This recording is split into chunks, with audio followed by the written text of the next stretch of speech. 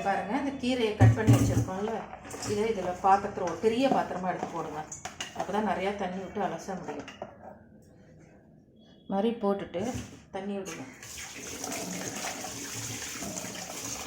கீரையை மட்டும் நல்லபடியாக அலசணும். இல்லைனாக்கா மண் நிறையா இருக்கும்.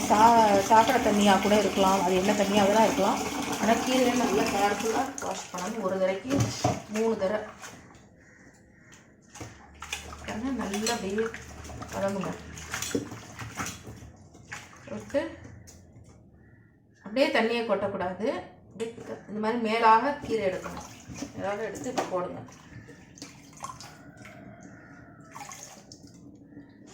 அடி ஒட்டு எடுக்கக்கூடாது, ஏன்னா அடியில் மண்ணு நிற்கும். போட்டுட்டு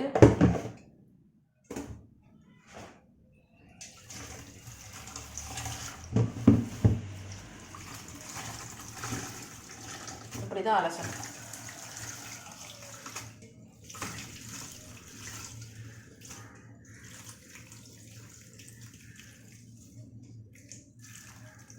இப்போ பாருங்கள், அடியில் எவ்வளோ மண் தெரியுதா இல்லையா? இப்போ பாருங்கள்,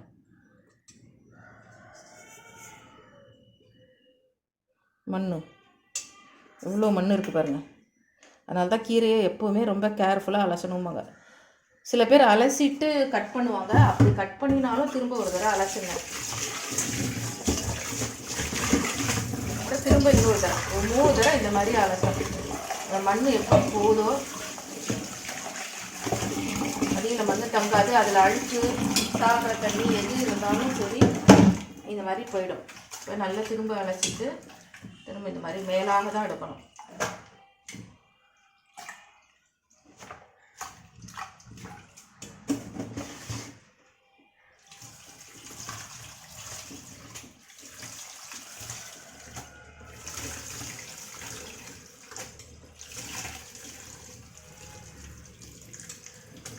இப்போ கொஞ்சமாக தான் இருக்குது மண், போன தடவை மாதிரி இல்லை. ஆனால் பாருங்கள், கொஞ்சம் இருக்குது, லேசாக இருக்குது. அதனால் மினிமம் 3 டைம்ஸ் அலசணும். அப்புறம் இந்த பாத்திரத்தையும் அலக்கிடுங்க. 2ஆம் தடவை அலசும்போது இந்த பாத்திரத்தையும் அலக்கிடணும், ஏன்னா அதில் மண் இருக்கும். அதனால் அழுதுட்டு திரும்பி வைக்கணும். ஓகேவா? இந்த மாதிரி 3 தடவை கீரையை அலம்பணும். அலம்பினா தான் அந்த மண், அழுக்கு, சாக்கடை எதுவாக இருந்தாலும் போகும்.